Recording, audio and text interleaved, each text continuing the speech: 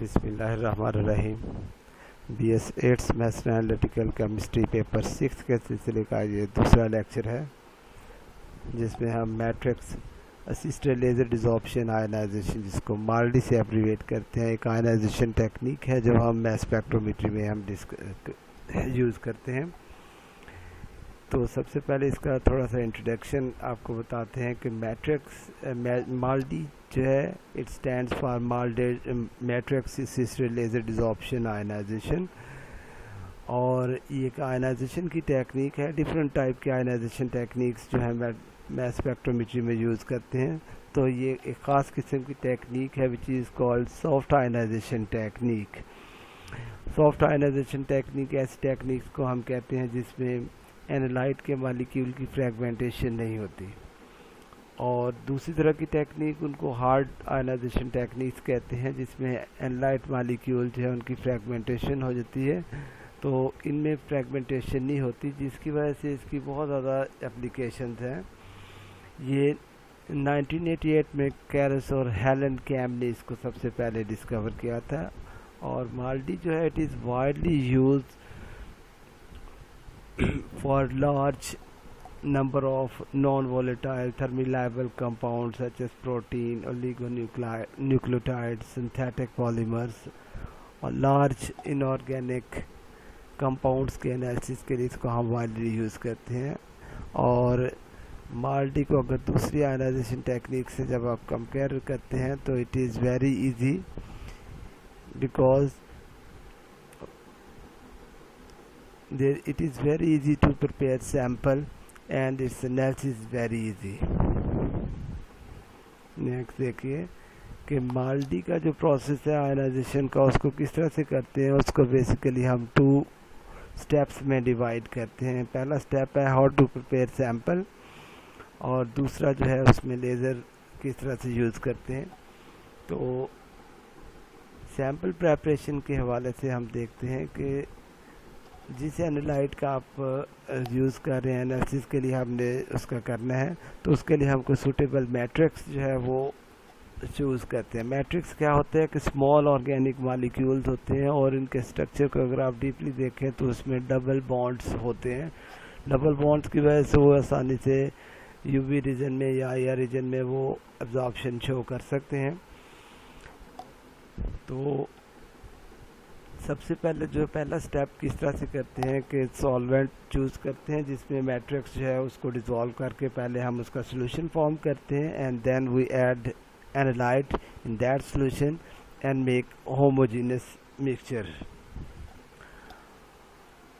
और मैट्रिक्स जो होता है उसके पास ये मिक्सचर जो होता है, इसको हम स्टेनलेस स्टील की प्लेट्स होती हैं जिनमें स्मॉल ग्रूव्स होते हैं छोटे छोटे से, उनमें हम माइक्रोपिपेट्स की मदद से इनको हम अप्लाई करते हैं।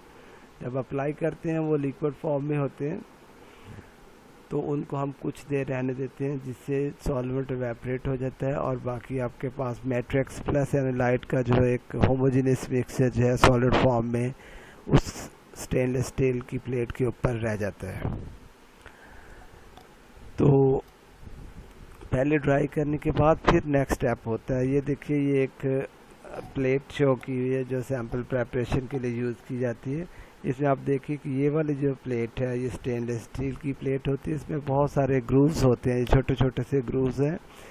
इनमें हम एट ए टाइम काफ़ी सारे सैम्पल्स को एनालाइज कर सकते हैं कि माइक्रोपेपर से आप जो है डिफरेंट जगह पे इनके स्पॉट्स लगा सकते हैं।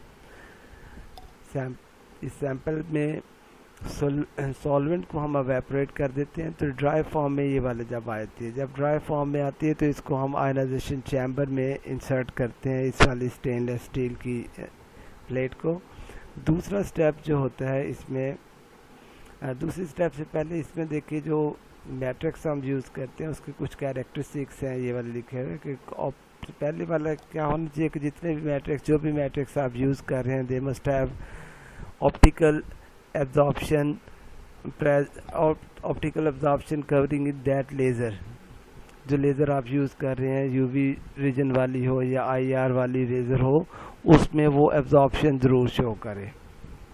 दूसरा क्या है, it must not react with sample. जब आप इसका सॉल्यूशन फॉर्म करते हैं तो इसको एनालाइट के साथ केमिकली रिएक्ट ना करे। और थर्ड क्या है, it must have low vapour pressure, कि उसका वेपर प्रेशर कम होना चाहिए जिसको आप आसानी से जो है वेपर्स में चेंज कर सकें। अगर ज़्यादा होगा तो फिर डिफ़िकल्ट हो जाएगा। नेक्स्ट देखिए, second step is radiation of sample by laser.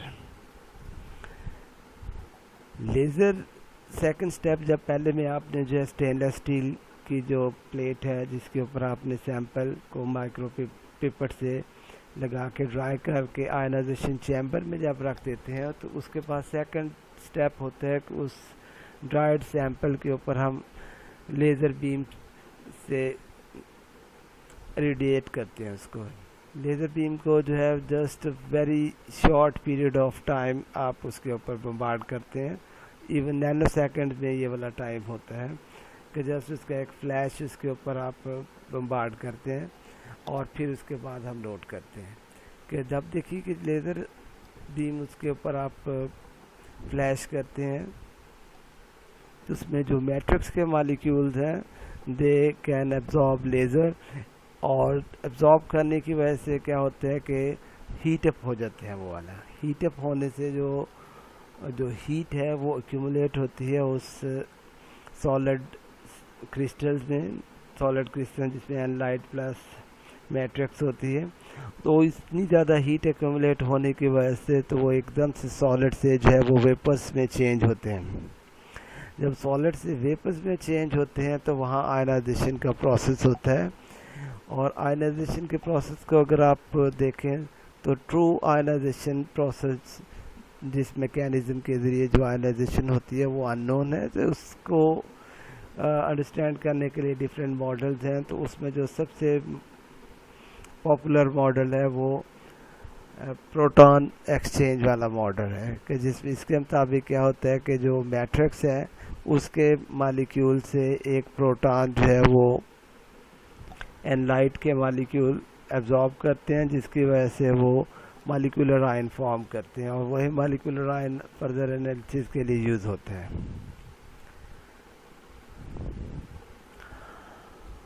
अच्छा देखिए, ये आयनाइजेशन वाले जितने भी रिएक्शन हैं they take place in vacuum condition के अंदर ये वाले करते हैं। और माल्डी जो है allowed the desorption and ionization of analyzers with very high molecular masses exceeding from 100 Dalton 100 kilodalton में तक, मतलब इसका मॉलिक्यूलर मैसेज हो सकती हैं उन लाइट की, जिनको आप इसमें आयनाइजेशन टेक्निक से एनालाइज कर सकते हैं। एक डॉप्सन जो होता है एक AMU के बराबर होता है। DA मतलब डाल्टन जो है, एक डाल्टन 1 AMU के बराबर हो। इस तरह से 1 किलो डाल्टन मतलब 1000 AMU के बराबर है इस तरह से। तो इसमें बड़े बड़े मॉलिक्यूल जिनकी मॉलिक्यूलर मैसेज काफ़ी ज़्यादा होती हैं उनको आप इससे एनालाइज करते हैं। और आपने प्रीवियसली देखा जो एक आपको डायग्राम शो करवाई है, उसमें माइक्रो पिपेट्स की मदद से आप जो है वो सैंपल यूज़ करते हैं और इसमें जो एनालाइट्स हैं वो बहुत ज़्यादा स्मॉल अमाउंट में अगर हो तब भी उसको आप डिटेक्ट कर सकते हैं। ये फेम्टो मोल्स में मतलब आप इसको इतनी अगर अमाउंट में एनालाइट है तो तब भी आप माल्डी से उसको डिटेक्ट कर सकते हैं। ये इसका एक सिंपल सा स्कीमेटिक डायग्राम है कि ये आपके पास आयनाइजेशन चैम्बर में आपको बताया था कि एक स्टील वाली प्लेट होती है इस तरह, जिसमें डिफरेंट ग्रूव्स होते हैं और उन ग्रूव्स में आप सैंपल अप्लाई करते हैं। सैंपल में आपको बताया था 3 चीज़ें होती हैं, एनालाइट, मैट्रिक्स और सॉल्वेंट। तो तीनों को जब आप करते हैं होमोजेनियस मिक्सचर बनता है। उस होमोजेनियस मिक्सचर को आप इन ग्रूव्स में लगाते हैं। जगह पे ग्रूव में लगाने के बाद इसको आप ड्राई होने देते हैं, जिससे सॉल्वेंट जो है एवेपोरेट हो जाता है। बाकी आपके पास एनालाइट प्लस मैट्रिक्स होता है। और अगर आप देखें एनालाइट और मैट्रिक्स की अगर रेशो देखें तो एनालाइट की निस्बत मैट्रिक्स बहुत ज़्यादा होता है। 1:100 से मतलब इसकी रेशो स्टार्ट होती है और 1:1 लाख तक जा सकती है, कि मतलब एक मालिक्यूल एनालाइट और 100 से लेके 1 लाख तक मैट्रिक्स के मालिक्यूल्स की रेशियो मतलब ये बनती है। तो जस्ट इसमें हम लेज़र को फ्लैश करते हैं, flash just for very small period of time, nano seconds में मतलब ये वाला होता है। और जब इस तरह से होता है तो मैट्रिक्स के मालिक्यूल वो लेज़र एब्जॉर्ब करते हैं। रीज़न क्या होती है कि उनके मालिक्यूल्स में डबल बॉन्ड होते हैं, जिसकी वजह से वो आसानी से जो है यूवी लेज़र को एब्जॉर्ब कर सकते हैं। इतनी ज़्यादा पावरफुल रेडिएशन लेज़र को एब्जॉर्ब करने से क्या होता है कि उनमें बहुत ज़्यादा हीट एक्यूमुलेट होती है। उस एक्यूमुलेटेड हीट की वजह से वो सॉलिड, यहाँ जो इन ग्रूव्स में आपने देखा है कि जो एनालाइट प्लस मैट्रिक्स का मिक्सचर होता है वो सॉलिड स्टेट से वेपर्स की या फ्यूम्स की फॉर्म में जो है वो आ जाता है। और फ्यूम की फॉर्म में जब आता है तो मैट्रिक्स से एक प्रोटॉन जो है वो शिफ्ट होता है एनालाइट में, जिसकी वजह से उसके आयन फॉर्म होते हैं और वही आयन जो है आगे नेक्स्ट एनालाइज़र की तरफ मूव करते हैं। और इनमें जो एनालाइज़र यूज़ होता है वो टॉफ होता है, टाइम ऑफ फ्लाइट एनालाइज़र। इसको हम बाद में डिस्कस करेंगे, आज सिर्फ माल्डी का ही है। इसको जस्ट अंडरस्टैंड करने के लिए एक छोटा सा ये क्लिप है, इसको आप देख सकते हैं कि इस तरह से ये एक आपके पास है टारगेट प्लेट जो स्टेनलेस स्टील की, इसमें मैट्रिक्स प्लस एनालाइट है। इसके ऊपर एक फ्लैश ऑफ लाइट जो है, फ्लैश ऑफ लेज़र बीम जो है वो गई है। और इसमें अगर आप देखें ये वाली जो लेज़र बीम है वो उसका टाइम देखिए, ये वाला 0.5 से लेकर 20 नैनो सेकेंड्स के लिए ये फ्लैश लेज़र का इसके ऊपर फॉल करता है। पल्स की फॉर्म में जो है ये वाला फॉल करता है। कॉन्टीन्यूसली हम इसके ऊपर फॉल नहीं करते, जस्ट पल्सिस की फॉर्म में इसको आप यूज़ करते हैं।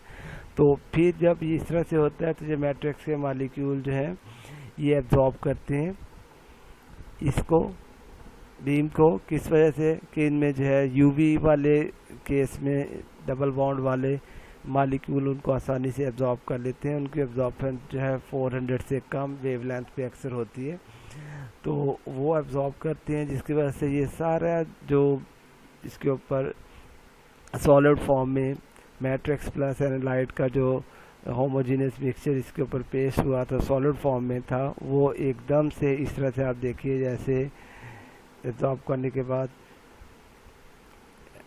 ये देखिए इस तरह से वो वेपर्स फ्यूम्स की फॉर्म में आ जाता है। जो ही फ्यूम की फॉर्म में आता है तो एनर्जी ज़्यादा होने की वजह से मैट्रिक्स से कुछ प्रोटॉन जो है वो एनालाइट के साथ अटैच हो जाते हैं और बड़े बड़े मालिक्यूल्स फॉर्म कर देते हैं, जिनको कॉसी मालिक्यूलर आयंस भी कहते हैं, जो आगे हम डिस्कस भी करेंगे आगे। तो एक छोटी सी एनिमेशन, ये क्लिप था इसका, जो जस्ट को शो करने के लिए कि किस तरह से ये वाला होता है। नेक्स्ट देखिए, मैट्रिक्स जो माल्डी में हम यूज़ करते हैं वो कौन कौन से हो सकते हैं। दो तरह के होते हैं, एक इनऑर्गेनिक मैट्रिक्स कहते हैं और दूसरे ऑर्गेनिक। इनऑर्गेनिक मैट्रिक्स क्या होते हैं? They are very small metal या मेटल ऑक्साइड और graphite particle usually suspended in organic liquid with low vapour pressure. मतलब किसी ऐसे सॉल्वेंट में उनको हमने डिज़ोल्व किया होता है जिसका वेपर प्रेशर बहुत कम हो और सस्पेंडेड फॉर्म में, मतलब ये वाले होते हैं सस्पेंशन टाइप की होती है। और इसकी एग्जांपल जो है cobalt nano particles in glycerol, ये इसको आप एज ए इनऑर्गेनिक मैट्रिसेस के तौर पे यूज़ कर सकते हैं। इस तरह से देखिए जो ऑर्गेनिक मैट्रिसेस आप यूज़ करते हैं ये काफ़ी सारी इसकी एग्जांपल दी हुई हैं। पहले वाली है alpha cyano 4 hydroxy cinnamic acid, इसको CCA कहते हैं। ये ए नहीं है, एक्चुअली अल्फा है ये वाला। इस तरह से सिनेपिनिक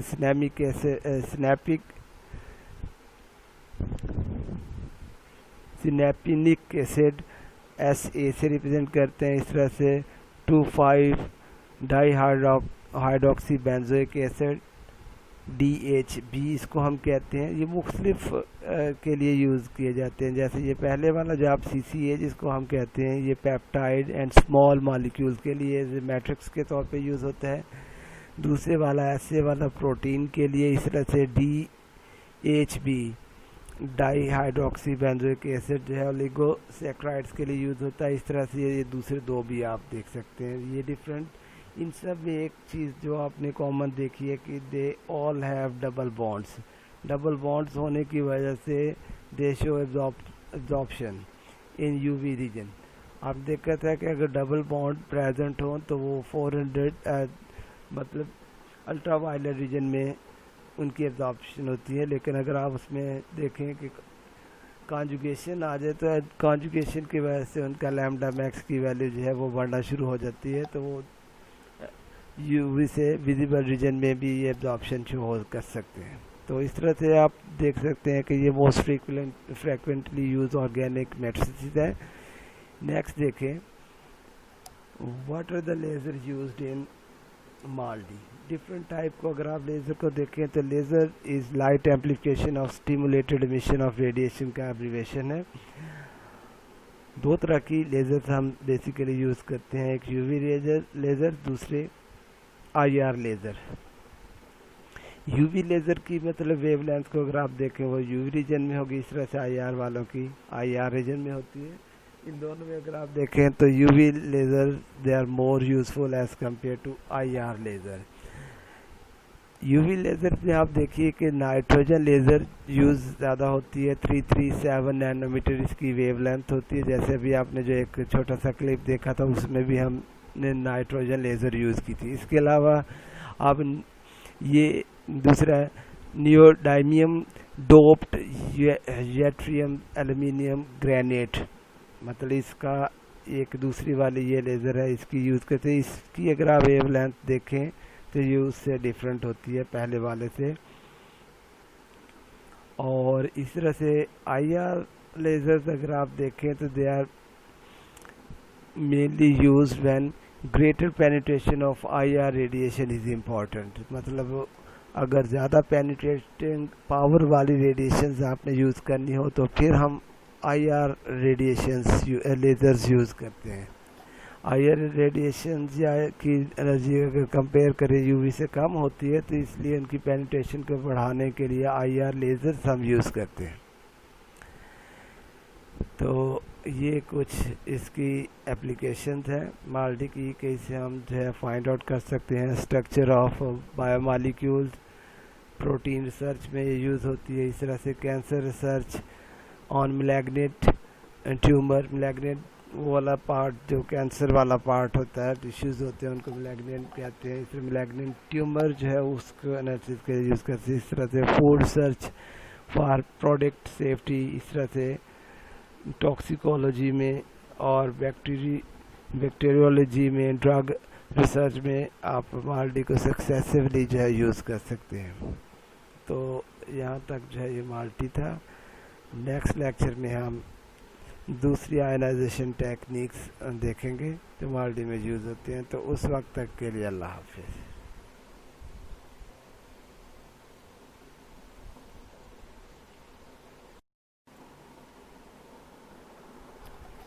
बिस्मिल्लाहिर्रहमानिर्रहीम। BS 8 maths analytical chemistry paper 6 के सिलसिले का ये दूसरा लेक्चर है, जिसमें हम matrix assisted laser desorption ionization, जिसको माल्डी से एब्रीवेट करते हैं, एक आयनाइजेशन टेक्निक है जो हम मैस स्पेक्ट्रोमेट्री में हम यूज़ करते हैं। तो सबसे पहले इसका थोड़ा सा इंट्रोडक्शन आपको बताते हैं कि मैट्रिक्स माल्डी जो है it stands for matrix assisted laser desorption ionization. और ये एक आयनाइजेशन की टेक्निक है। डिफरेंट टाइप के आयनाइजेशन टेक्निक्स जो है मैस स्पेक्ट्रोमेट्री में यूज़ करते हैं। तो ये एक ख़ास किस्म की टेक्निक है which is called soft ionization technique. Soft ionization technique ऐसी टेक्निक्स को हम कहते हैं जिसमें एनालाइट के मॉलिक्यूल की फ्रेगमेंटेशन नहीं होती।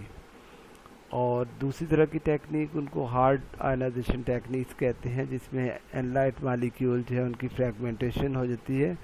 तो इनमें फ्रेगमेंटेशन नहीं होती, जिसकी वजह से इसकी बहुत ज़्यादा एप्लीकेशंस हैं। ये 1988 में कैरस और हेलन कैम ने इसको सबसे पहले डिस्कवर किया था।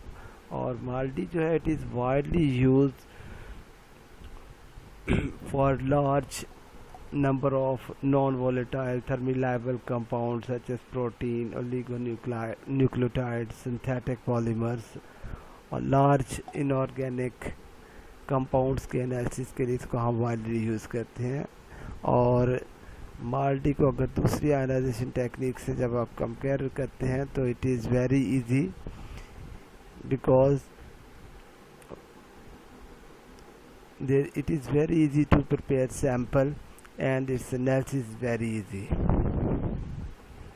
नेक्स्ट देखिए कि माल्डी का जो प्रोसेस है आयनाइजेशन का, उसको किस तरह से करते हैं। उसको बेसिकली हम 2 स्टेप्स में डिवाइड करते हैं। पहला स्टेप है हाउ टू प्रिपेयर सैम्पल, और दूसरा जो है उसमें लेज़र किस तरह से यूज़ करते हैं। तो सैम्पल प्रेपरेशन के हवाले से हम देखते हैं कि जिस एनालाइट का आप यूज़ कर रहे हैं एनालिसिस के लिए, हमने उसका करना है, तो उसके लिए हमको सूटेबल मैट्रिक्स जो है वो चूज़ करते हैं। मैट्रिक्स क्या होते हैं कि स्मॉल ऑर्गेनिक मॉलिक्यूल्स होते हैं, और इनके स्ट्रक्चर को अगर आप डीपली देखें तो उसमें डबल बॉन्ड्स होते हैं। डबल बॉन्ड्स की वजह से वो आसानी से यूवी रीजन में या IR रीजन में वो एब्जॉर्प्शन शो कर सकते हैं। तो सबसे पहले जो पहला स्टेप किस तरह से करते हैं कि सॉल्वेंट चूज़ करते हैं जिसमें मैट्रिक्स जो है उसको डिज़ोल्व करके पहले हम उसका सॉल्यूशन फॉर्म करते हैं, and then we add analyte in that solution and make homogeneous mixture. और मैट्रिक्स जो होता है उसके पास ये मिक्सचर जो होता है, इसको हम स्टेनलेस स्टील की प्लेट्स होती हैं जिनमें स्मॉल ग्रूव्स होते हैं छोटे छोटे से, उनमें हम माइक्रोपिपेट्स की मदद से इनको हम अप्लाई करते हैं। जब अप्लाई करते हैं वो लिक्विड फॉर्म में होते हैं, तो उनको हम कुछ देर रहने देते हैं जिससे सॉल्वेंट इवेपोरेट हो जाता है, और बाकी आपके पास मैट्रिक्स प्लस एनालाइट का जो एक होमोजेनियस मिक्सचर जो है सॉलिड फॉर्म में उस स्टेनलेस स्टील की प्लेट के ऊपर रह जाता है। तो पहले ड्राई करने के बाद फिर नेक्स्ट स्टेप होता है। ये देखिए, ये एक प्लेट शो की हुई है जो सैम्पल प्रेपरेशन के लिए यूज़ की जाती है। इसमें आप देखिए कि ये वाली जो प्लेट है ये स्टेनलेस स्टील की प्लेट होती है। इसमें बहुत सारे ग्रूव्स होते हैं, ये छोटे छोटे से ग्रूव्स हैं। इनमें हम एट ए टाइम काफ़ी सारे सैम्पल्स को एनालाइज कर सकते हैं कि माइक्रोपेपर से आप जो है डिफरेंट जगह पे इनके स्पॉट्स लगा सकते हैं। इस सैम्पल में सॉल्वेंट को हम एवेपोरेट कर देते हैं, तो ड्राई फॉर्म में ये वाले जब आती है, जब ड्राई फॉर्म में आती है तो इसको हम आयनाइजेशन चैम्बर में इंसर्ट करते हैं, इस वाली स्टेनलेस स्टील की प्लेट को। दूसरा स्टेप जो होता है इसमें, दूसरी स्टेप से पहले इसमें देखिए जो मैट्रिक्स हम यूज़ करते हैं उसके कुछ कैरेक्टरिस्टिक्स हैं, ये वाले लिखे हुए कि पहले वाला क्या होना चाहिए कि जितने भी मैट्रिक्स, जो भी मैट्रिक्स आप यूज़ कर रहे हैं, they must have optical absorption covering in that laser. जो लेज़र आप यूज़ कर रहे हैं यूवी रीजन वाली हो या IR वाली लेज़र हो, उसमें वो एब्जॉर्प्शन ज़रूर शो करे।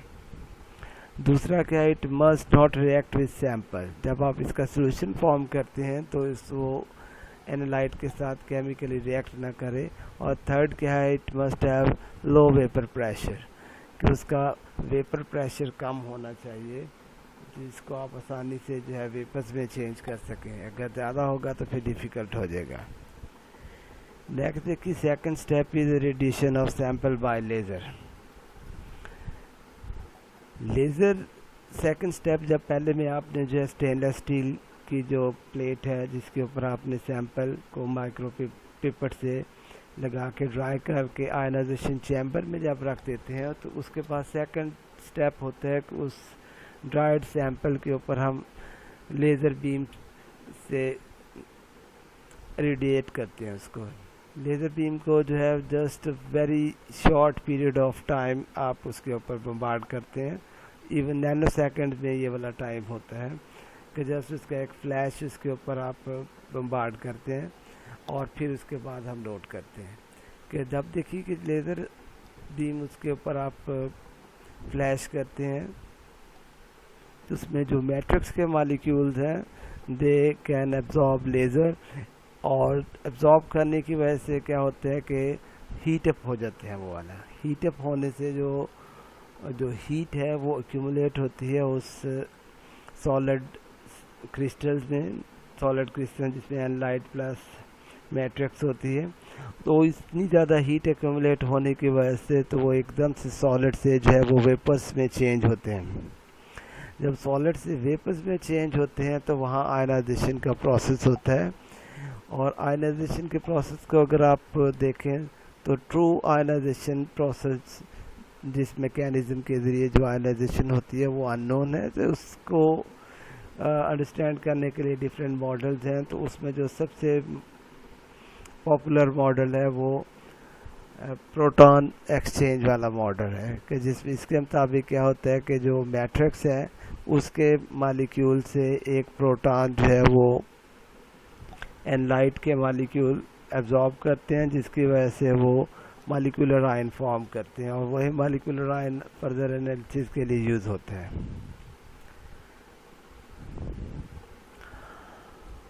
अच्छा देखिए, ये आयनाइजेशन वाले जितने भी रिएक्शन हैं they take place in vacuum condition के अंदर ये वाले करते हैं। और माल्डी जो है allowed the desorption and ionization of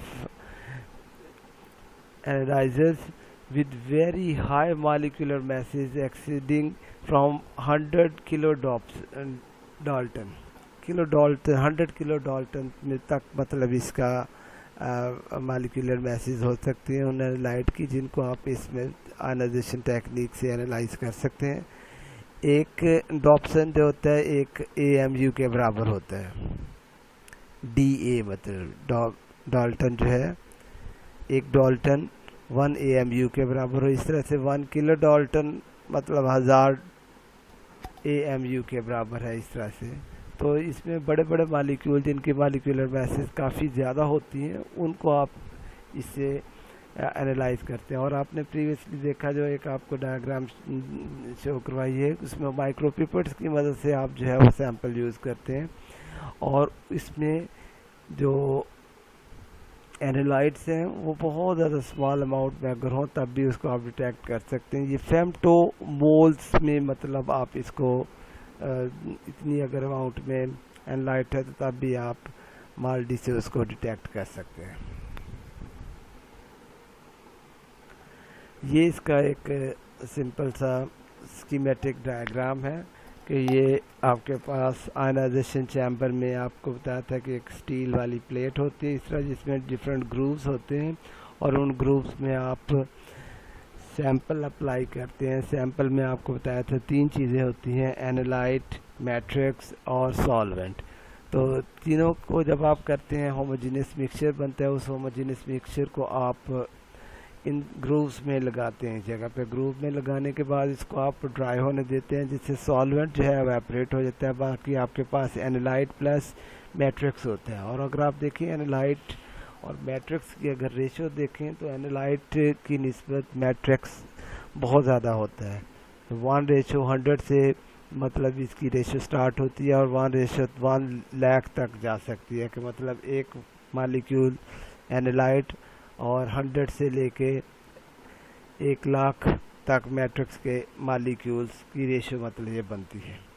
तो जस्ट इसमें हम लेज़र को फ्लैश करते हैं, flash just for very small period of time, nano seconds में मतलब ये वाला होता है। और जब इस तरह से होता है तो मैट्रिक्स के मालिक्यूल वो लेज़र एब्जॉर्ब करते हैं। रीज़न क्या होती है कि उनके मालिक्यूल्स में डबल बॉन्ड होते हैं, जिसकी वजह से वो आसानी से जो है UV लेज़र को एब्जॉर्ब कर सकते हैं।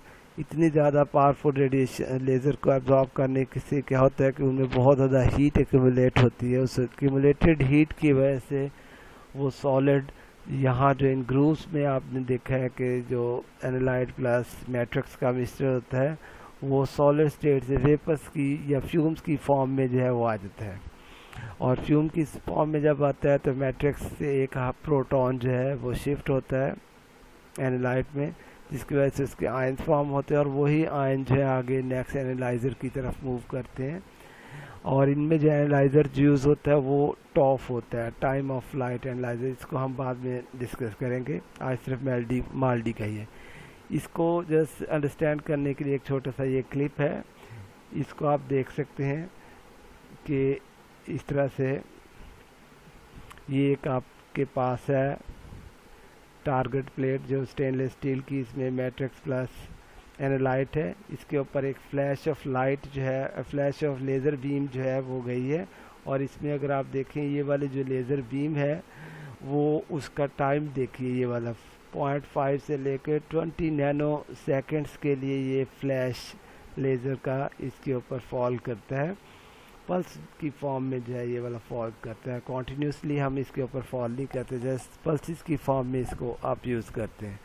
तो फिर जब ये इस तरह से होता है तो जो मैट्रिक्स के मॉलिक्यूल जो है ये एब्जॉर्ब करते हैं इसको, बीम को, किस वजह से कि इनमें जो है यूवी वाले केस में डबल बॉन्ड वाले मॉलिक्यूल उनको आसानी से एब्जॉर्ब कर लेते हैं, उनकी एब्जॉर्बन जो है 400 से कम वेवलेंथ पे अक्सर होती है, तो वो एब्जॉर्ब करते हैं, जिसकी वजह से ये सारा जो इसके ऊपर सॉलिड फॉर्म में मैट्रिक्स प्लस एनालाइट का जो होमोजेनियस मिक्सचर इसके ऊपर पेश हुआ था सॉलिड फॉर्म में था, वो एकदम से इस तरह से आप देखिए जैसे एब्जॉर्ब करने के बाद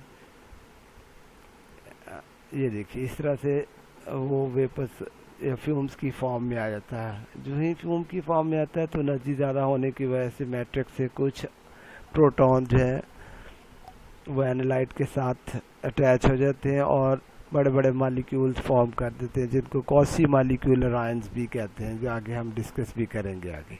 तो एक छोटी सी एनिमेशन, ये क्लिप था इसका, जो जस्ट को शो करने के लिए कि किस तरह से ये वाला होता है।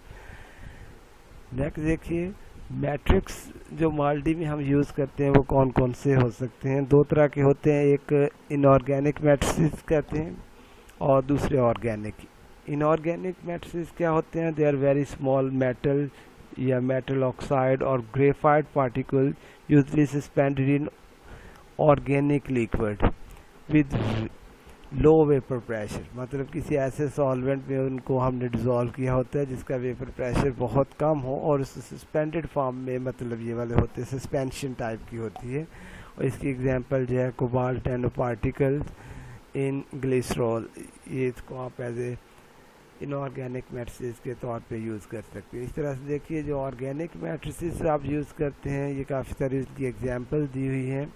पहले वाली है alpha cyano 4 hydroxy cinnamic acid, इसको CCA कहते हैं, ये ए नहीं है, एक्चुअली अल्फा है ये वाला। इस तरह से सिनेपिनिक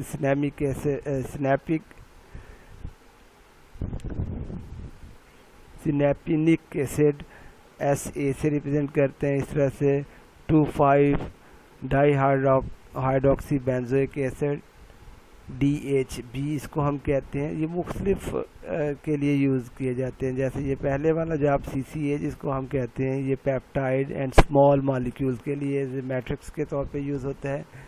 दूसरे वाला ऐसे वाला प्रोटीन के लिए इस तरह से DHB di hydroxy benzoic acid जो है ओलिगोसैकेराइड्स के लिए यूज़ होता है। इस तरह से ये दूसरे दो भी आप देख सकते हैं, ये डिफरेंट। इन सब में एक चीज़ जो आपने कॉमन देखी है कि they all have double bonds. Double bonds होने की वजह से they show absorption in UV region. आप देखा था कि अगर डबल बॉन्ड प्रेजेंट हो तो वो 400 मतलब अल्ट्रा वायलेट रीजन में उनकी एब्जॉर्प्शन होती है। लेकिन अगर आप उसमें देखें कि कॉन्जुगेशन आ जाए तो कॉन्जुगेशन की वजह से उनका लैम्डा मैक्स की वैल्यू जो है वो बढ़ना शुरू हो जाती है, तो वो UV से विजिबल रीजन में भी ये एब्जॉर्प्शन शो कर सकते हैं। तो इस तरह से आप देख सकते हैं कि ये most frequently use organic matrices है। नेक्स्ट देखें, what are the laser used in MALDI. Different type को अगर आप लेज़र को देखें तो laser is light amplification of stimulated emission of radiation का एब्रीवेशन है। दो तरह की लेज़र हम बेसिकली यूज़ करते हैं, एक UV लेज़र, दूसरे IR लेज़र। UV लेज़र की मतलब वेवलेंथ को अगर आप देखें वो UV रीजन में होगी, इस तरह से IR वालों की IR रीजन में होती है। इन दोनों में अगर आप देखें तो UV laser they are more useful as compare to IR laser. UV laser में आप देखिए कि नाइट्रोजन लेज़र यूज़ ज़्यादा होती है, 337 नैनोमीटर इसकी वेवलेंथ होती है। जैसे अभी आपने जो एक छोटा सा क्लिप देखा था उसमें भी हमने नाइट्रोजन लेज़र यूज़ की थी। इसके अलावा आप ये दूसरा neodymium doped yttrium aluminium granite, मतलब इसका एक दूसरी वाली ये लेज़र है, इसकी यूज़ करते हैं। इसकी अगर आप वेवलेंथ देखें तो ये उससे डिफरेंट होती है पहले वाले से। और इस तरह से IR लेज़र्स अगर आप देखें तो they are mainly used when greater penetration of IR radiation is important, मतलब अगर ज़्यादा पेनिट्रेटिंग पावर वाली रेडिएशंस आपने यूज़ करनी हो तो फिर हम IR रेडिएशंस लेज़र्स यूज़ करते हैं। IR रेडिएशंस या की एनर्जी अगर कंपेयर करें UV से कम होती है, तो इसलिए उनकी पेनिट्रेशन को बढ़ाने के लिए IR लेज़र्स हम यूज़ करते हैं। तो ये कुछ इसकी एप्लीकेशंस हैं माल्टी की, कैसे हम जो है फाइंड आउट कर सकते हैं structure of biomolecules. Protein research में ये यूज़ होती है। इस तरह से cancer research on malignant tumour, malignant वाला पार्ट जो कैंसर वाला पार्ट होता है, टिश्यूज़ होते हैं उनको मैलिग्नेंट कहते हैं। इसलिए मैलिग्नेंट ट्यूमर जो है उसको एनालिसिस के यूज़ करते हैं। इस तरह से food search for product safety, इस तरह से टॉक्सिकोलॉजी में और बैक्टीरियोलॉजी में, ड्रग रिसर्च में आप माल्टी को सक्सेसिवली जो है यूज़ कर सकते हैं। तो यहाँ तक जो है ये माल्टी था। नेक्स्ट लेक्चर में हम दूसरी आयनाइजेशन टेक्निक्स देखेंगे जो माल्टी में यूज़ होती हैं। तो उस वक्त तक के लिए अल्लाह हाफिज़।